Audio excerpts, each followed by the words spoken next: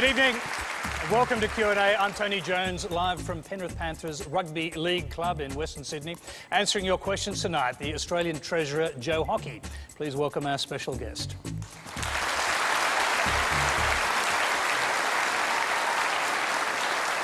Thank you. And Q&A is being simulcast on ABC News 24 News Radio. As usual, you can join the Twitter conversation by using the Quanda hashtag on your screen. If you'd like to put a question via Twitter for the Treasurer, add @Quanda to the end of your tweet to help us find your question.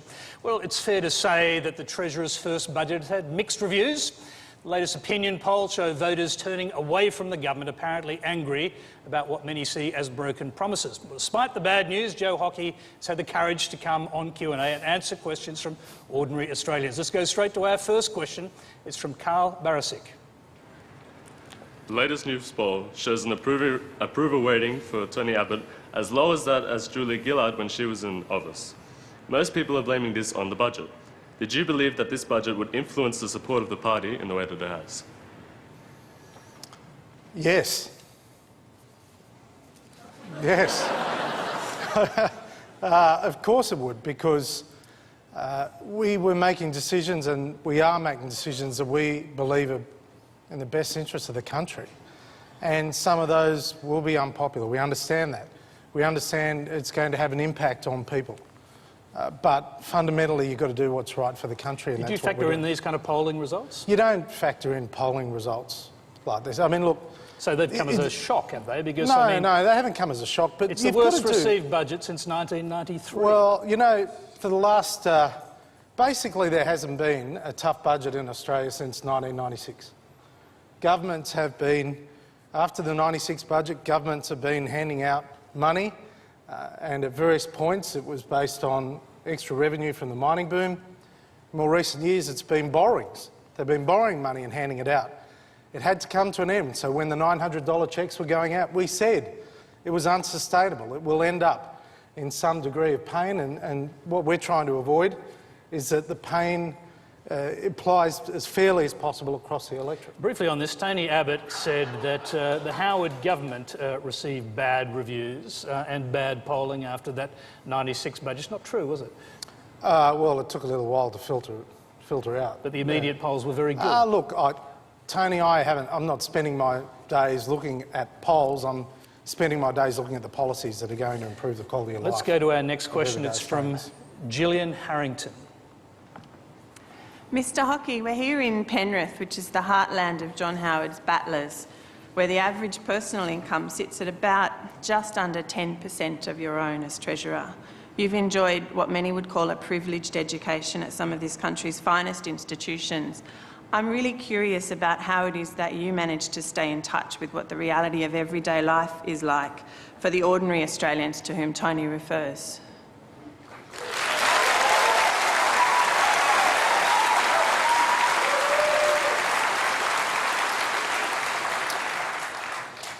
Well, I grew up in a small business family. My father came as a migrant from Palestine with no money.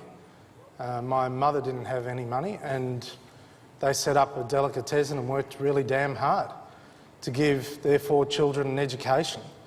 And I was the first of all my family to go to a private school that is well known. I was the first of all my family on both sides to ever go to university.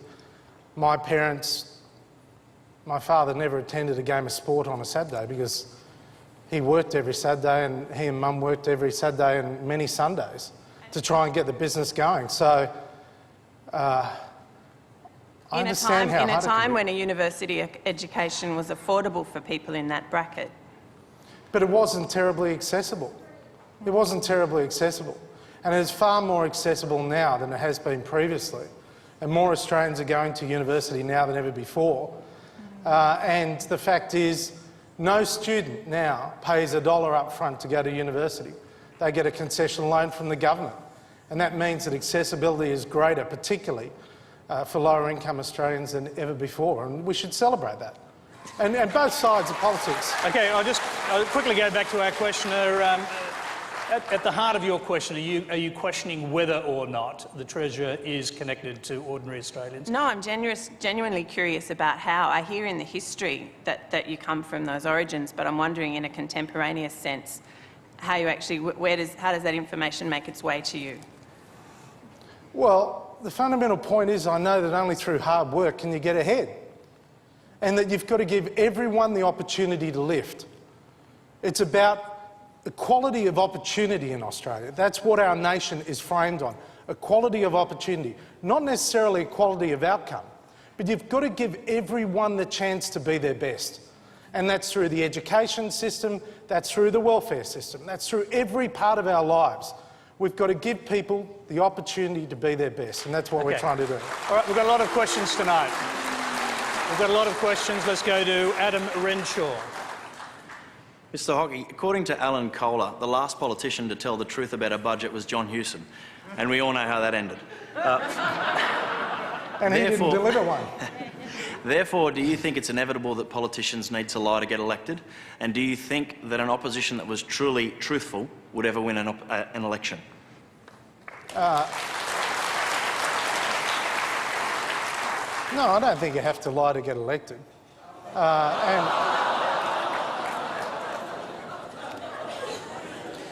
Can I just ask you, do you still maintain that no direct promises were broken in the lead-up to this budget? Well, yes, and I'll say why. For example, we said, number one, we would stop the boats.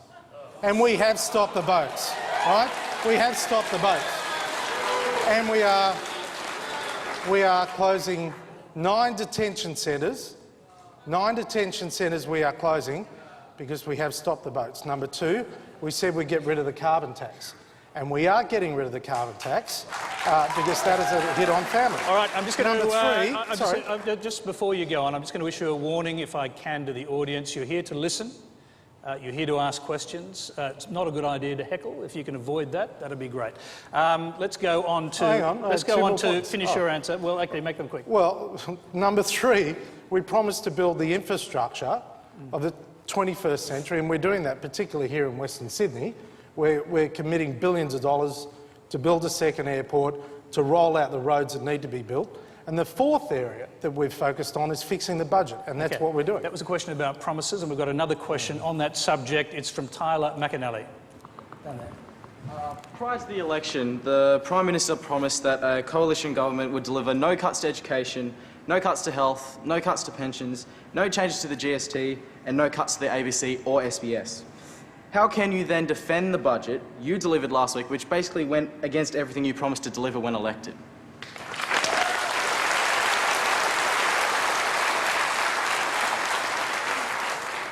Tyler, we have to do what is right.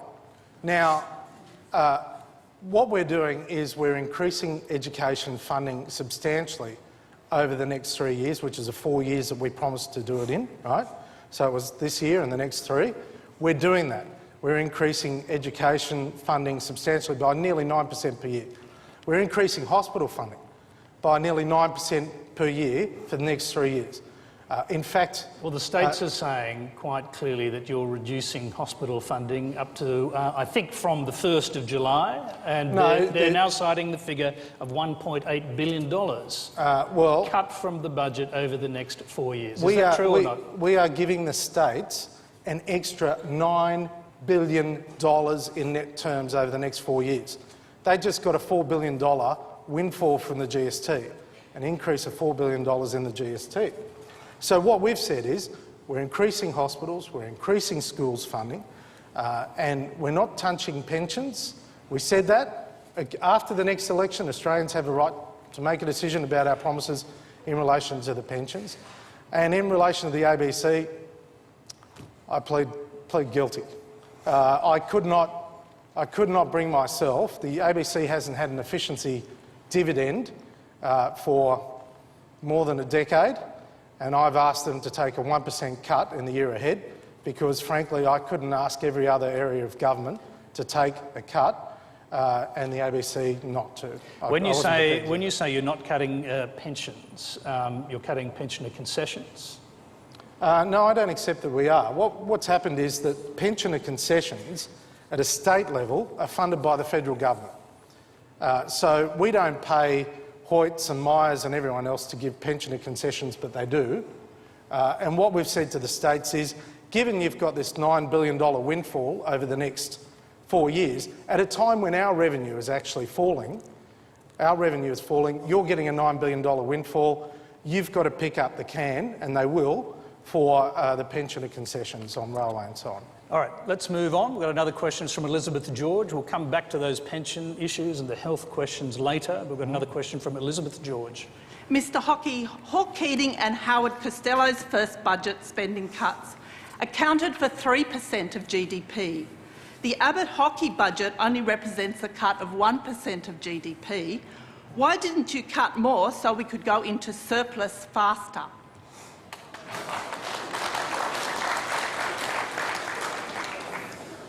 Well, we thought it was enough, and the reason why there was a massive increase in government expenditure by the previous government during the global financial crisis. There was about a 12% increase in government expenditure, massive. The problem was they never got it back down to the pre-GFC levels, and they did mislead the Australian people about a lot of programs that actually blew out in cost in 5, 6, 7 years' time. So what we've done is we've said, right, we want the economy to grow as fast as it can over the next 2 to 3 years. If we cut hard government expenditure over the next 2 to 3 years, it will have a negative impact on the economy. And we want this to be a growth budget. So we have taken some of the money that was day-to-day expenditure in the budget over the next 2 to 3 years, put it into $50 billion of infrastructure, which leverages up to $125 billion, to create the new jobs. And in the interim, we've put on the table structural changes that help to reduce the growth trajectory of government expenditure over the next 10 years. And that's where you end up. If you don't act now, you're going to end up with $667 billion of debt. If we act now, put in the structural savings, we'll be able to cut that by $300 billion, which reduces our interest bill by $16 billion a year. All right, we've got a lot of questions to get through. Our next one is from Rochelle Dobson. Mr Hockey, I've taken the liberty of doing some maths. I have friends who are in their mid-20s, they're married with 3 young children. Let's say that all those 3 young children all become ill at the same time.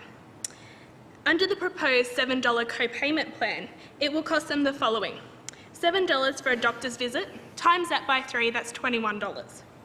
Maybe the children have whooping cough, that's determined by a blood test, another $21, which gives us a running total of $42. A follow-up trip to the doctors, another $21, which provides us with a running total of $63. Add the cost of medicine, and I'm sure many here in the audience would agree that the cost of all this becomes colossal. Mr Hockey, how does a young family who live paycheck to paycheck afford this unplanned expense under the proposed plan? Well, I recognise it is. I recognise it is hard. Can we talk about that co-contribution for a moment? We thought very carefully about the growth trajectory over the medium term in the Medicare system. Bob Hawke in 1991 tried to introduce a co-payment of $3.50, which is roughly just over $6 now. He legislated it, in fact, and did go down that path, and then he was rolled by Paul Keating and it changed. But the bottom line was, when he introduced it, he said Medicare would not be sustainable, and at that time Australians visited the doctor on average 4 times a year. But can I just now say, Australians visit doctors flow? on average 11 times a year. 11 times a year. Every dollar that is contributed either goes to the doctor, which is $2, or $5 goes into a medical research fund. So it stays in the health system. Okay, it doesn't stay in the health system in terms of the budget, though, does it? I mean, Yes, if it does. If this was in response to a budget emergency, you wouldn't put it into a fund that might appreciate money over 20 years. Well, no, I'll tell you why it is important to put it into medical research. Because if we are truly going to find the cures for cancer, mental health illnesses, Alzheimer's and so on. We've got to start investing now. And medical research is a great strength of Australia. We're very, very good at it. So every single dollar of savings, including the co-payment, goes into the Health and Medical Research Fund, that fund. Hockey, the questioner wants to get back in there. Mr. Hockey, I understand that medical research is important, but as you explained to the previous questioner, you come from a background that wasn't very privileged. How do you propose that people who live paycheck to paycheck and aren't earning very much money here in the Western Sydney area, how can they afford a total of $63 if, you know, that's a food budget, that's petrol for the week? How do you propose, it's not a planned, it's not planned. How can you plan that your children are sick? There are a number of concessions available. For example, for children under 16 after 10 visits, it's free going forward. Secondly, if there is a situation like that, the doctor has the discretion not to charge in an extraordinary circumstance. That's one of the reasons why of the $7, we're giving $2 to the doctors. So that is an extraordinary situation, all 3 children being hit at once, short period of time. Clearly, look, it sounds like the question is... I actually do have 3 children. I know they can be hit at one time. But having said that, it can be an extraordinary situation that the doctor has the capacity to identify. Also, if any of them are on a chronic health plan, then they are not going to be charged the $7. So, as it stands, as you point out, if they go to get medication, they also have a PBS co-payment, which is something Labor introduced in 1990 and which has continued to help to make the pharmaceutical benefit scheme sustainable. Just a very quick question on that. This co-payment you've agreed is effectively a tax on people going to the doctor. Is that a broken promise, since you said there would be no taxes without an election? Well, I don't accept. It's a payment. Well, you can call it a tax. You can call it whatever you want. You admitted it was a tax. No, I didn't actually. And the fact is, you know, it is a payment. It comes out of a pocket. It comes out of someone's pocket, a taxpayer's pocket. Effectively a tax. Well, whatever you want, Tony. Given that the $7, $2 goes to the doctor, I don't know doctors in that situation were receiving taxes. But your call, you want to call it a tax, you can call it anything you want. You can call it a rabbit. I don't mind. You can call it whatever you want. But it's a tax. The question is, if it's a tax, as you seem to agree that it actually is, then is it a broken promise when you said you wouldn't raise any taxes without going to an election? We didn't say we wouldn't raise any taxes. That's absurd, because we went to the last election promising to introduce a levy for the paid parental leave scheme. We said emphatically that taxes would be lower under us than they are under Labor, and if you have a look at the budget papers, it actually shows that taxes under us are lower than if Labor was re-elected. Okay, we're going to go to we've got a few people with their hands up. We'll try to get to some of those, but in the meantime, quickly go to our next question, which is Maureen Gildart. Mr Hockey, many pensioners have worked all their lives and paid tax in order to receive the pension and Medicare. Would you please reconsider the Medicare co-payment for pensioners, as if they've got 2 or 3 visits a week and it's off pension week, that can be only up to $21, and if they're only going to get $765 a fortnight, that's a hell of a lot of money, and many of them won't be able to afford it. One elderly pensioner said to me that she would have to stay home and die because she couldn't afford 3 visits a week to the doctors and for a blood test. And also, you give the pensioners $6 a fortnight in a pharmaceutical allowance. Seeing you're putting up the cost of scraps to 80 cents for pensioners, will you please increase the pharmaceutical allowance for these people?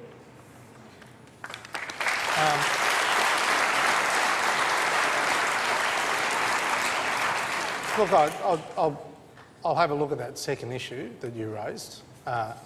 In relation to the first issue, after 3 weeks, that pensioner wouldn't have to pay, because for a pensioner, there's 10 visits to the doctor a year where they have the co-payment, and after that, there's no co-payment, it's free.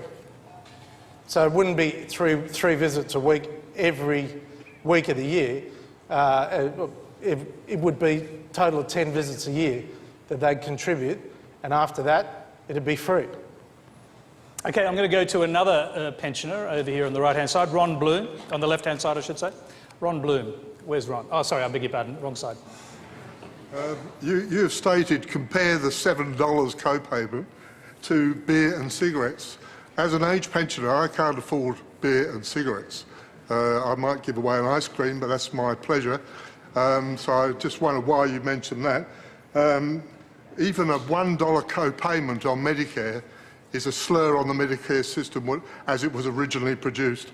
Medicare has always been a free for all Australians, and I think it should continue to be so.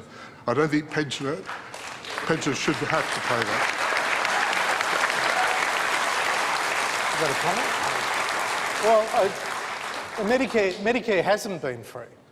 Medicare is paid for by taxpayers, so it's not free. There are some Australians who do get free services from the doctor under the bulk billing arrangements that exist, free bulk billing. But many Australians actually pay to visit a doctor. Most Australians, if not all Australians, pay for their pharmaceuticals. And certainly, at the end of the day, Australians do contribute with the Medicare levy towards Medicare, even though it goes nowhere near raising the amount of money that Medicare costs. I just say to you, sir, we want it to be sustainable in the future. We really do want Medicare to be sustainable in the future. A co-payment in this sort of situation does not undermine universal health care as suggested by others. The World Health Organisation recognised that you can have a co-contribution in relation to this. It's when the co-contribution prohibits someone from going to visit a doctor. That's why we have built-in safety nets, including giving the doctors $2 of the $7, which allows them still to collect some money from the government and use their discretion to ensure that someone who cannot afford to pay does not have to pay. Wouldn't the logic of that argument make much more sense if the money from the co-payment actually went back into the Medicare system? In other words, went back into the health budget. But it actually does. If we do not find the cures, if we cannot help to find the cures for dementia and Alzheimer and mental health and cancer, then the system is going to blow out in costs over time. Let's go back to someone who has to face this issue now. Ron Bloom, you've heard the argument. Do you accept it? Well, the beginning of my question was regarding the fact you were saying give away a couple of beers or give away a packet of cigarettes to pay for your doctor, where that doesn't really apply to people, pensioners generally, I would say. I don't think any of us can afford to smoke. It's too expensive. Well, I understand that, and in many cases that may well be the case. 80% of people over the age of 65 are on the pension. 80% of people over the age of 65 in Australia are on the pension. Is that the number of people you've scared with this budget?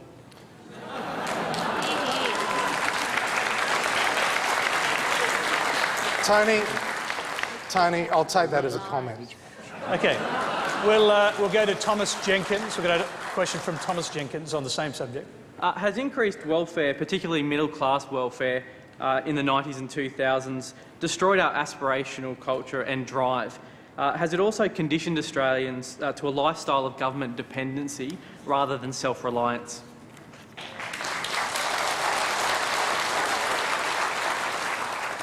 I hope not. I really hope not. The welfare, we're spending more on welfare now than we spend on healthcare at a federal level. I mean, we're spending more on welfare than we spend on the education of our children. We're spending more on welfare than we spend on the defence of the nation.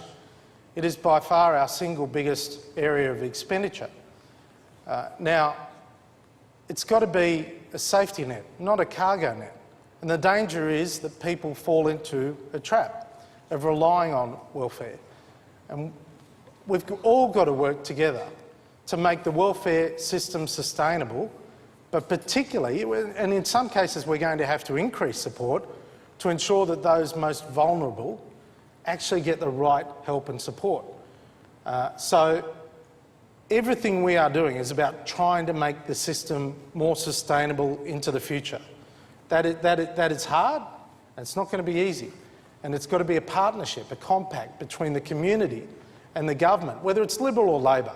I mean, let's be fair dinkum, you know, that Labor took over 60,000 single mums off a pension and put them on a Newstart.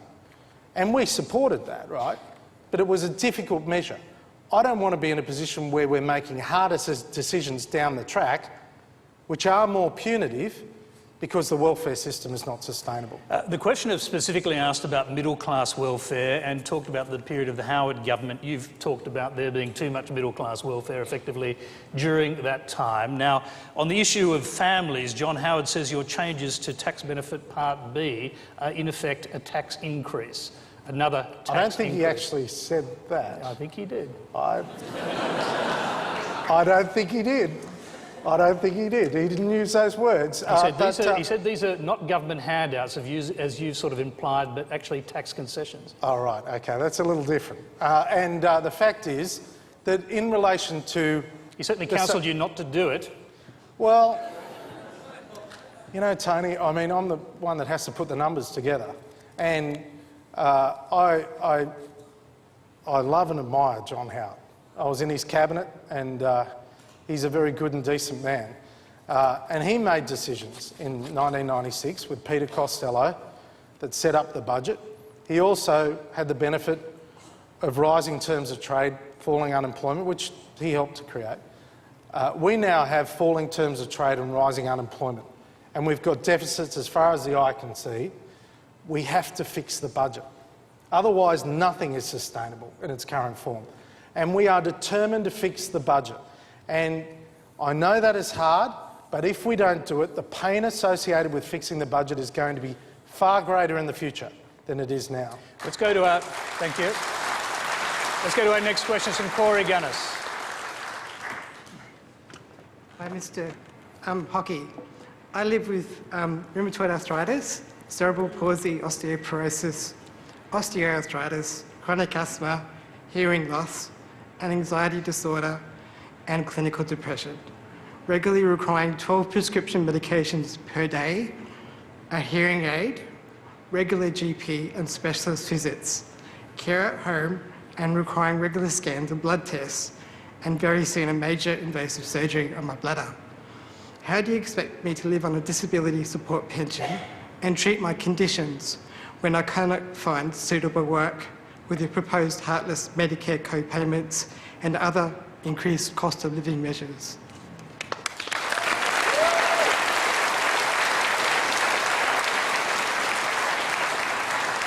Well, from what you said, you wouldn't be hit by the so-called Medicare co-payment. You wouldn't be affected. Initially I would. No, you wouldn't, because you'd be on a care plan with your doctor. Obviously, you've got a number of chronic diseases. In that situation, you are not affected by the co-payment. So it does not affect you. I'm just going to go back to Corey Gunnis, seems to have a different opinion on that, so let's hear from him. There'll be many other increases in cost of living with fuel and excise. That's going to increase goods and services as well that will be passed on through the cost of living. And the abolition of the carbon tax, which is going to reduce household costs by $550 a year, and tax cuts overall, which we're delivering without the carbon tax. Our overall tax take is actually less than it would have been. Therefore, the impact on cost of living is less than would have been the case if we weren't elected. In relation to the fuel excise, it is going to be 1 cent a litre, 1 cent a litre in the first instance. That money is, that's 40, 60 cents to fill a Camry. It'll be 60 cents extra in fuel excise. That money is going directly into road building, road upgrades around Australia, which are essential. For example, to go from here to the city, with our investment in new roads, we removed 43 sets of lights, of traffic lights between here, Penrith and the city. So we have to invest. The amount of money we are raising from the increase in the fuel excise, which by law is going straight into the road funding program, the amount of money we raise is a fraction of what we're about to spend on roads. Briefly, do you accept that that's another tax increase that you didn't tell people about? It is a tax increase. Sure, it's a tax increase. So when you said no new taxes, they get new taxes? Well, it is a tax increase. Yes, it is a tax increase. And again, I say to you, our commitment was that taxes would be lower under us than under Labor, and as the budget papers show, they are lower as a result of our decisions than they were under Labor. I mean, people are also taking the Prime Minister at his word on some of the things that he said about this, and he was very specific, saying no new taxes without going to an election. Righto. Well, Tony, we're arguing the politics of it, and I accept where you're coming from. We're the bottom line arguing what people said. Who are now in power. Okay, if we're arguing what people said, gee whiz, I wish the other mob had told us how bad the budget was. I really do. We've got another question. It's on a similar subject from Kerry Rogers. Mr Hockey, I'm a registered nurse who lives and works in the area. You've managed to achieve something that I didn't think was ever going to be possible. You've managed to galvanise every sector of the healthcare sector against your co-payment. The AMA, the Doctors Reform Society, the ANMF, medical and nursing leaders, health economists are all opposed to your co-payment. This affects those with chronic and complex care needs the most, and it affects those with the least ability to pay. It's unfair in the extreme. These people will delay presenting for treatment to their GPs because they can't afford the co-payment. They'll end up in our emergency departments and may then need to be admitted to our hospitals, which is a much higher cost to the entire system, let alone the cost to those individuals physically and emotionally. This is absolute madness. This attack on Medicare and universal health care is driven by liberal ideology, not necessity. How can you justify a $7 co-payment when we're only spending 9% of GDP on our healthcare system, less than half of the USA?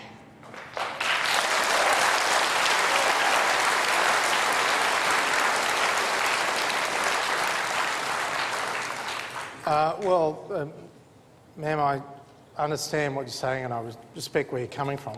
Do you think the United States has a better health system than Australia? No. Okay, well they're spending That's where you're driving us. They're spending twice the amount that we're spending, and they haven't got a better system. And I share that view with you. But the challenge is, ma'am, how do we make sure that the health system we have gets better and better over time? That's the question we face.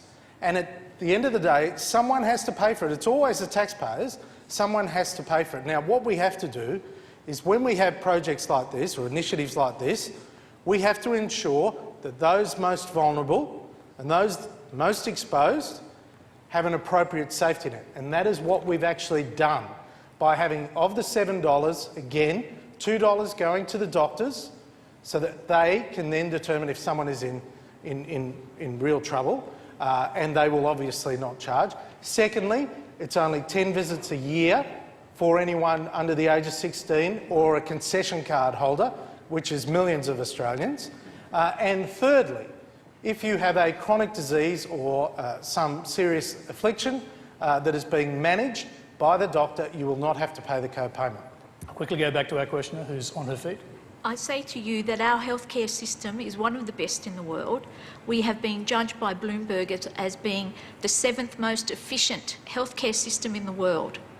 We have a world-class healthcare system. You are trying to destroy that system. I don't accept that. People will not be able to pay 10 visits a year at $7 a co-payment is far too much for people to pay. I don't think you've heard a number of people in the audience tonight tell you that they cannot afford in a fortnight. That's the difference between someone putting bread and milk on the table for their children or going to the doctor. These are the choices your government is forcing people into. Okay, we're going to take that as a comment. Because we've got so many other questions to go to. We've got a question from Lynn Egan. Mr Hockey, I read in today's Sydney Morning Herald that you withheld a table from the budget called Detailed Family Outcomes.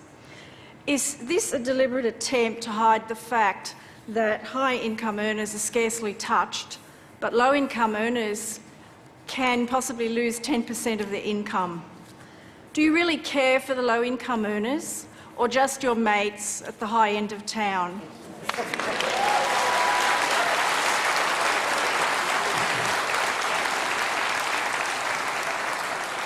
You take the question of whether those tables were in the budget or not, perhaps. Well, we published a number of tables in the budget. I would urge you not to believe everything you read in the Sydney Morning Herald. And for good reason. So, did the budget detail in tables? Yeah, we actually had tables impact that showed on individual families at certain income levels of your budget measures? No, we outlined the impact of our decisions in some of the cameos. We also had tables at the back of the presentation in relation to the welfare area that showed, for example, that someone who has an income on $50,000 a year, who has 2 children under the age of 6, will in 3 years' time receive over $17,000 from the Australian government, from the taxpayers of Australia, tax-free, to help them in the raising of those children. So we had those tables which illustrated what people are getting and what they will get into the future. I'm going to go back to our questioner. She's still on her feet. I want to know if they were the detailed family outcomes that I believe have been in the budget since 2005. Well, there have been they various there? tables, but we've got nothing to hide. If you have a different set of tables, ma'am, please present them. We'd be happy to have a look at them. Okay, we've got quite a few people with their hands up, actually. I'll just go up the back of the audience there, the number of people with their hands up. Quickly go to one of those people. Go ahead, stand up, please. Hi, my question is, you said that there's going to be a substantial amount of money from the Medicare put back into research. How do you expect that to be utilised if you are making university unaffordable for people to study such things?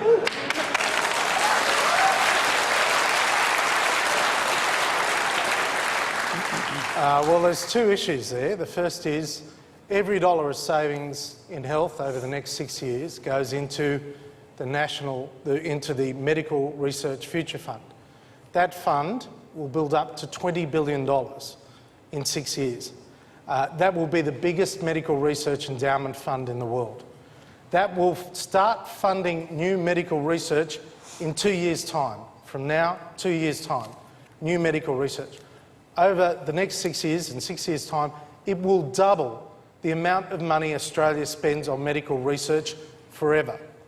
And if we do that, because research has long lag times and it needs a lot of predictable funding, if we do that, we can get the clinical trials for the sorts of things that are going to deliver the cures that are going to make the health system more sustainable in the future. You've made that point Well, earlier. it is a good point, Tony. Okay, but just before I finish, there was a second question. No, we'll come back to that because we've got specific questions on that subject as well. So you're watching a special edition of Q&A where Joe Hockey faces your questions. Our next question comes from Hannah Kilgore. Hi, Minister. Hi, Hannah. I'm a 26-year-old federal public servant working for the Department of Industry. I have a university degree and I've been a responsible and hard-working employee and taxpayer for the past 5 years while I pay back my HECS. Your government has now committed to sacking 16,000 public servants. And you've also decided that should I get sacked, I'll be ineligible for the next 6 months to receive any new start allowance or any kind of government assistance as I'm under the age of 30. If I do lose my job, which is likely, who will help me pay my mortgage? How do you expect young people to get a decent start in life with these kind of policies?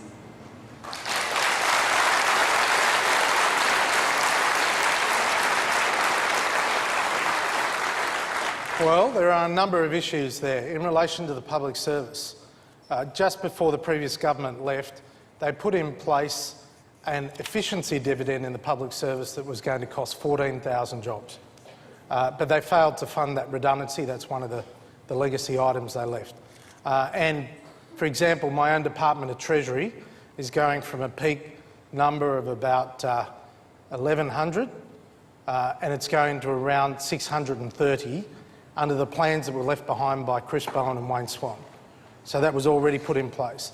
In relation to the extra 2,000 to 2,500 public servants, federal public servants, we've reduced the number of programs and also closed down the number of boards and agencies that we have. When we got in, no one could tell us how many boards or how many agencies the federal government had. And we thought it was 700, it turned out to be 1,000.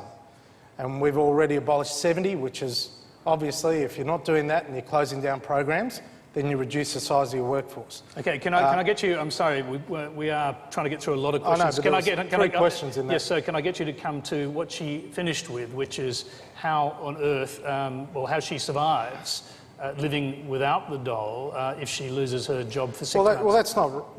There's a couple of assumptions that are wrong there.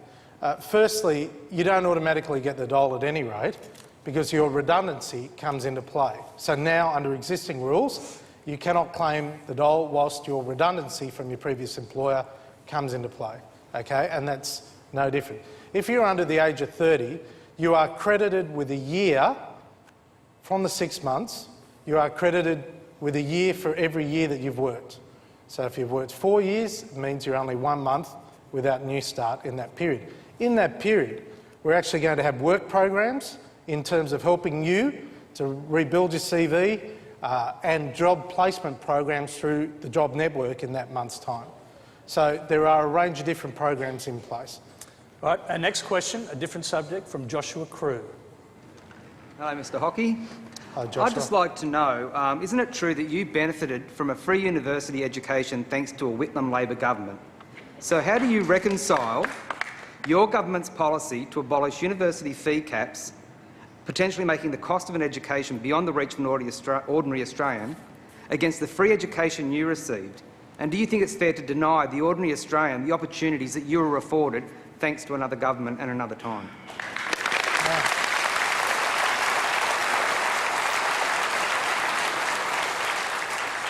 I really wish it could be free. I really wish it could be free.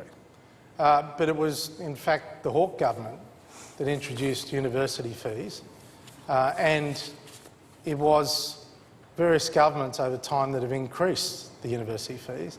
It was the Hawke government that introduced HECS, which is the loan scheme. So when I started paying university fees, it was an upfront payment. And then they introduced a concessional loan scheme. And the concessional loan scheme that now applies ensures that no student, and the one that applied under Labor applies under us, no student pays $1 up front. They only start to repay the concessional loan when they earn more than $50,000 a year. So getting access to university and the affordability of the degree has nothing to do with the case there. And what's happening in your budget to change when interest begins to be charged on the loan? Well, it still starts, you start repaying the loan when you earn more than $50,000. When do you start accruing and interest? the issue is that the interest is going to be charged at the 10-year government bond rate, which is still much less than anyone can borrow at a bank, which is important, and it never gets above 6%. And they're the initiatives that we've introduced. So just very briefly, the head of the group of 8 elite universities says that your fee deregulation, which he supports, will lead to average university fees rising by 30%. Do you accept that? Well, I haven't seen that comment, but what I do say is a number of things that we've put in place are going to make it more accessible. For example, we are extending those concessional loans. Let me finish. More expensive was the question. No, I'm giving you the answer. For example, we are extending the concessional loan scheme for the very first time to diplomas, to sub-bachelor degrees, to improve the accessibility right across the community. We expect there'll be an extra 80,000 people go and study as a result of that initiative. Now, and I think that is hugely important. We are also extending the loan scheme effectively to apprentices with trade support loans, $20,000 loans for apprentices, and if they complete their 4-year apprenticeship, we take $4,000 off the loan. So what we're able to do, and by the way, if there are increases in the overall cost of university fees, and that may well be the case, right, if that's the case, we 30%, are taking... 30% well, wouldn't surprise you? Yes, it would surprise me, actually. But having said that, of the money the universities, the additional money the universities make, $1 in $5 is actually going to go into the biggest low-income scholarship program in Australian history. So we give even greater access to people on lower incomes than they've previously had, as well as opening up the entire education system to the same concessional loans that university students get. Okay, we've got another question. Thank you. It's from Aidan Johnston. Hey there, Joe. I'm here from Hobart today. So, as a young Tasmanian, I have a number of friends who have completed their university degree and apprenticeships and have gone on to join the workforce only to lose their job as the economy's dried up. So, in Tasmania, the Treasury estimates that there are roughly 19,100 job seekers, and there are only about 500 jobs in total advertised each week across newspapers and on the internet. Given this large discrepancy between the amount of jobs available and the number of job seekers, I'd like to know what evidence there is that cutting off the safety net for young Australians will actually lead to a significant decrease in unemployment and won't lead to an increase in crime, homelessness, suicide and poverty amongst young Australians.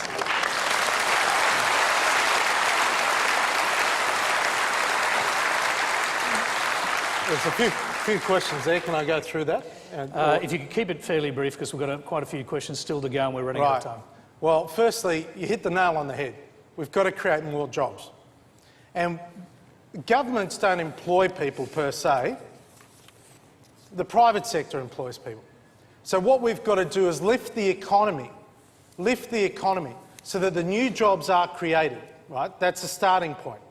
And one of the things we're doing, for example, in Tasmania is we're spending a lot of money on infrastructure and we're spending a lot of money on new initiatives that are going to help to create those jobs. Not their fault that they don't have a job at the moment and you're still cutting their employment benefits anyway? Well, no. And I'd say the second point is this. If you're under the age of 30, we need you to earn or learn, right? And in order to earn... That's all well and good, but there are 18,000 people who are looking for work outside of the advertised jobs. What are they supposed to do? As I said, if you're under the age of 30, we need you to earn or learn.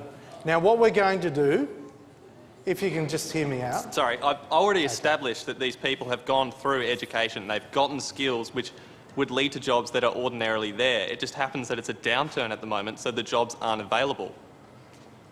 So they've already earned. They've already learnt and they've already earned. So you're saying every young unemployed person in Tasmania is already skilled up? That's not what I'm saying at all. I'm saying there are people like that who do have the skills and have just been unfortunate, and they're being punished by this change to the rules. Well, I don't accept that. I don't accept that. And the reason why, if I can explain the policy, if you are under the age of 25, instead of getting New Start, you're going to get youth allowance. And we're going to say to you that we will pay, taxpayers will pay for you to undertake a course. Now that is hugely important. And for the first time, concessional loans, if you're undertaking a TAFE course, a diploma. But if you are working, as in studying, then you will either qualify for youth allowance for studying or you will be able to claim an exemption in relation to the rules on New Start. Because the bottom line is there are rules that ensure that someone under the age of 30 is not going to be treated punitively if they are making an effort to go to work or study. Now, for example, or if they're a carer or if they're a parent, and if you are under 30 and you have worked, as I said before, you get 1 month's credit for every year that you have worked. All right, I'm going to cut it off there. We've got a question on the politics of the budget. It's from, if you could please stand up, Tashinga Musingarabwe. Good evening, Treasurer. With $80 billion set to be cut off from health and education in the states and territories, are you starving the states so that you can effectively raise the GST and deflect blame from your government? No. Which is, of course, the accusation of the states. That's exactly what they're saying. Of course. Well, they will. I mean, these sorts of things happen all the time. The question that they're asking is, how are we going to replace the missing $80 billion? Well, I would argue that the $80 billion was never funded at any rate. And why? Just to clarify what the $80 billion is. Julia Gillard and Kevin Rudd signed deals with the states, and they literally threw money at the states in relation to hospitals and schools. In the case of Gonski, they pulled $1.2 The previous government pulled $1.2 billion out just before the election. So there was no Gonski money at all for Queensland, Western Australia or the Northern Territory. So after the election, we said, look, it's unfair. We committed to 4 years of Gonski. We're putting an extra $1.2 billion in, which actually means we've put more money into Gonski than Labor ever did. I'm just going to go to, let me go to what the questioner is asking though, and that is whether the states will end up being forced into a position where they have to agitate to raise the GST. That's what everyone wants to know. Well, that is a matter for them because they receive every dollar from the GST. They receive every dollar from the GST. But what happens is, at the moment, the states run the hospitals, the states run the schools. We don't run one hospital, we don't run one school. We run one hospital in Tasmania, but we don't run the system. And all we're doing is we're going back to the same taxpayer for additional money. We don't run them, but we're taxing them and then giving it straight to the states. So the fundamental question is, if you run an area of government, shouldn't you raise the money to pay for that area of government? Okay. And having said that, all right, yes. having said that, we are continuing to increase above inflation funding for hospitals and schools as far as you can see. So we continue to increase the funding for schools and hospitals off an even stronger base than what the previous Labor government not was according to the states, who say that they're going to be down by more than $1 billion starting from July. July 1. Well, that's just not right. Well, that is their argument. Yeah, can I just argue one quick question, one quick follow-up, and that is, why was such a fundamental shift in state-federal relations not forecast or even talked about in your budget speech? My budget speech? Yeah. Oh, well, I wish I had an hour to give the budget speech. That is the thing that's causing you most grief, and you didn't even mention it in the budget speech. I'm not sure that it is the thing giving us the most grief. I think there's a few other things in the community. But look, this is something that we have to resolve. Colin Barnett was right. This is not an emergency. We can sit down and work this through. We have a process that we've put in place with a review of the Federation and a review of taxation arrangements, and whatever comes out of it, we are taking to the Australian people at the next election. Okay, I'm going to move on from that issue. I've got a question from Len Joyce. Yeah. Yep, go ahead, Dan. Sorry, I wasn't expecting it so quick. The Australian economy has been ruined over the last 5 years, 5 or 6 years, by profligacy. Have I said that right?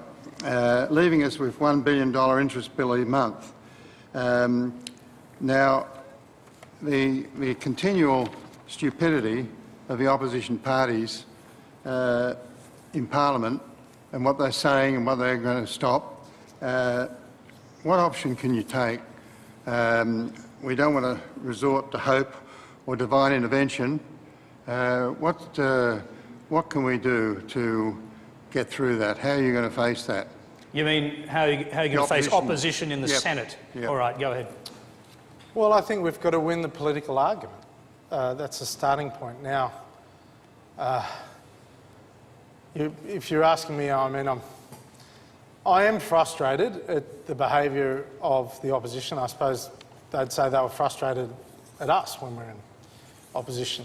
But Labor is now opposing $5 billion of the savings and cuts that they took to the last election. They're now opposing and blocking in the Senate. $5 billion of their own cuts. It's not only Labor, is it, that's going to be blocking a lot of these initiatives. Well, that's true. $15 billion Labor, the Greens, of initiatives that we were upfront with the Australian people about before the last election to reduce government expenditure, like getting rid of the school kids bonus, which is hard, but we were upfront. Tony Abbott said it in the Parliament, we've got to get rid of this because it's funded by the mining tax, we can't afford it. Labor is opposing that. Labor have now said they're opposing $18.5 billion of new saving initiatives. All it does is make the job much harder in the future and the pain much greater in the future. So quick follow-up and then we'll move on to other things. Are you prepared, if necessary, to go to a double dissolution to break any deadlock? We don't want to go to a double dissolution. we've only just been elected. We haven't been in 12 months. Yeah, you say you don't want to, but if it came to the crunch to save your initiatives, would you do it? Are you prepared? Do you have that sort of political courage?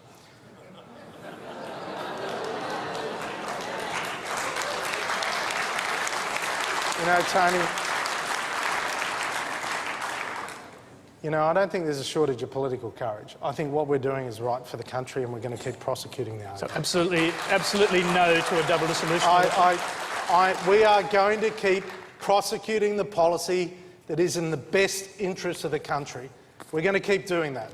Okay, let's go to our next question. It's from Liam Crothers. I'm a tradesman and I work in a physically demanding job, and I have done since I left school at 16. I think I will struggle to work in my job until I'm 70. People in other careers such as nursing, the police force and firemen may find themselves in the same position. These people need to be retrained to find less physical work. Does the government have strategies to help these people retain and find a job? And if they find a new job, it is safe to assume that they will have to start at the bottom. What support will the government supply to these people to continue to pay their bills? And also, are there further plans to increase the age that we can access our super?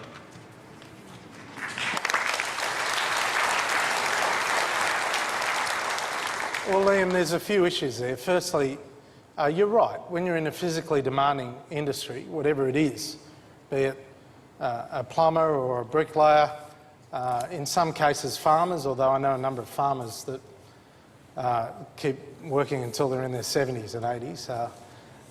But the impact on your body is great. And the fact that we are living longer means we're going to have a number of careers during our lifetime. And inevitably, what we've got to do is change the mindset of business towards people over a certain age. I mean, your life doesn't end when you turn 50, and you certainly don't have to retire when you turn 65 or 70. Because if you choose to work, we want you to have the opportunity to work.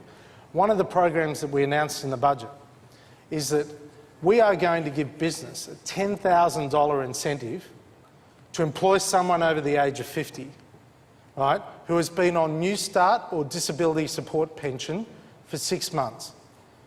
And that $10,000 is staggered over 2 years, so they've got to employ them for 2 years.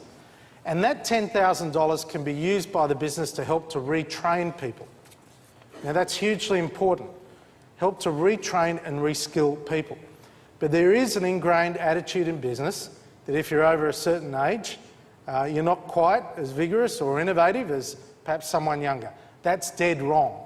And what we've got to do is change business attitudes as well. Liam was asking how... Well, go ahead, you can go back to it. Yeah, I think he was asking about how on earth people can work until they're 70. Yeah, I'm aware of that policy and I think it's a good policy, but that goes to the employer. My question is about the employee. How are we supposed to get retrained? If I have a mortgage and kids and I start a new career at the bottom, how am I supposed to maintain my lifestyle, as in paying a mortgage and bills and looking after the children, when my wage will essentially be cut? But you're right. And that has been an age-old problem. There's nothing new about that problem. I mean, builders, labourers, brickies have had bodies break down. You're increasing the pension age to 70. Well, it's going to be a bigger problem. Well, hang on a sec. It's going to 70 in 21 years' time. Yeah, it's going to affect me. Okay, and...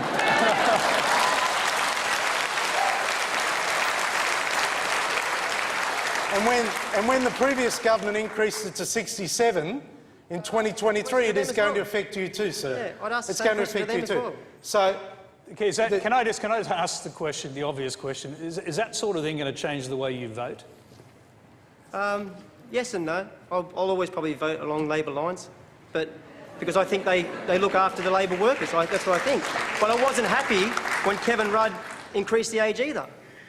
So that's a question to both parties. Regardless of who's in charge, it's a problem for both parties. Sure. Well, Liam, it's 65 at the moment. It's going to 67, and superannuation obviously is kicking in. So we've got massive amount of private sector superannuation, which is increasing.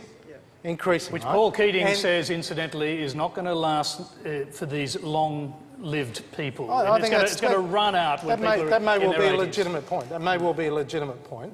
And retirement savings is a big issue that I think we need to have a national conversation about. Which brings you to his other question, which was, are you thinking of changing the age at which you can access super? Well, not at this particular point in time. And I'd say that... So at what particular point in time? Because everyone would like to know that. We'll have more to say about retirement incomes further down the track, right? In this term? Well, I suspect it will be in this term, because I think what we're trying to do is give people a long lead time, right? A long lead time. So to go from 67 in 2023, which Labor introduced, to 70 is a continuation of the trajectory that the previous government put in. So it's on the cards that we could see in this term a change to the year, the age in which you can access your super? Well, I think it's something that we need to have a proper process to discuss with all the affected stakeholders, particularly people like Liam. But it sounds like it's on your mind. It is on my mind, and it's on Tony Abbott's mind. We're thinking about how we're going to make sure that the quality of life for Australians into the future is sustainable. Okay, let's go to our next question. It's from Stephen Green. Evening, Joe. My question is, how are parliamentarians sharing the heavy lifting in this budget when a single pensioner who you've taken a concessional payment away from, which represents a 4% drop in the pension, and they also can't get a pension until they're between 65 and 70, depending on when they were born. How does that compare to, say, someone like Liberal MP Wyatt Roy, who only has his wage freeze for 12 months, and at the end of this term he can retire on a pension index for life?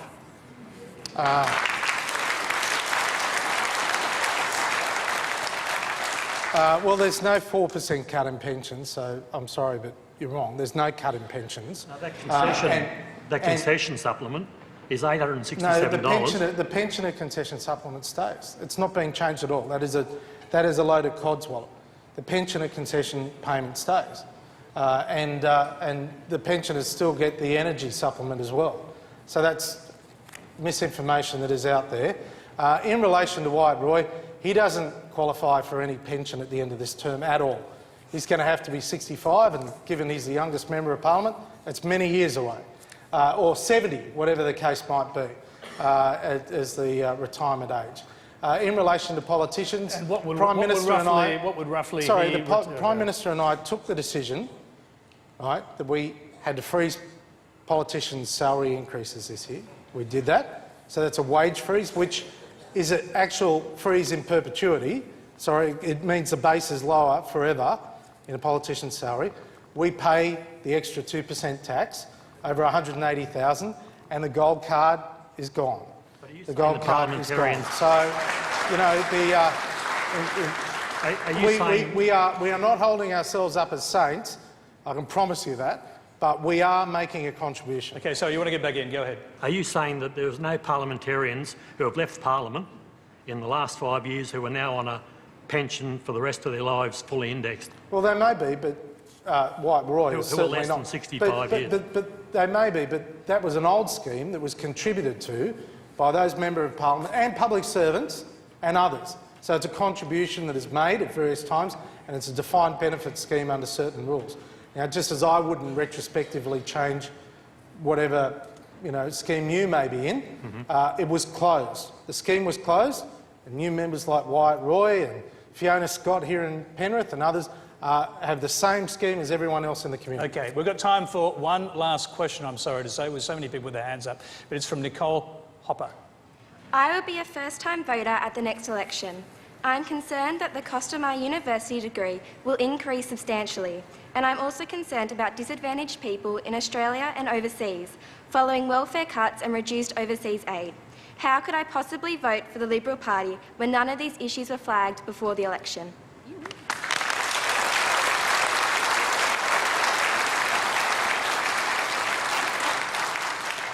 Fiona, did you say? Is it Fiona? Yeah. Well, firstly, we did... Nicole, sorry, I'm sorry. We did announce that we were going to cut foreign aid before the election. We actually did. But not by how much? Well, we actually did have a number on it. We've had to increase that. We've increased it. And why? because as Bob Carr said, and this will be the only time I quote Bob Carr, as Bob Carr said, you can't borrow money to give it away in foreign aid. And that's exactly what's happening at the moment. We can't do that. And in relation to universities, I mean, you obviously go to a private school, and I assume your parents pay your school fees. And the fact is, if you go to university, and good luck to you if you do, the good news is you do not have to pay $1 to attend university, given that you're getting a concessional loan from the Australian taxpayers. It's only when you start to earn more than $50,000 a year, as exists at the moment. That's when you start to repay the loan.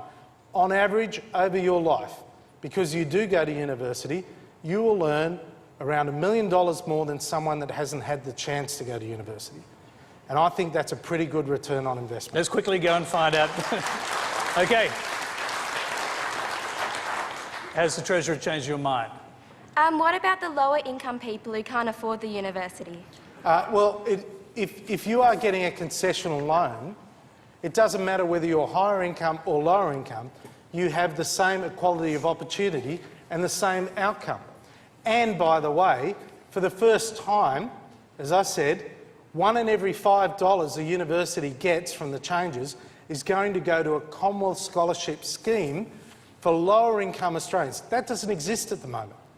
And we're actually going to provide those scholarships to help people from the most disadvantaged backgrounds afford university while they're there. So get to starting base. And after that, it's up to them. We'll give them all support we can. OK, I'm sorry to all of those people who have their hands up, to the many, many hundreds of people who sent us questions and didn't get a chance to ask them. That is all we have time for. Please thank tonight's special guest, the Treasurer, Joe Hockey.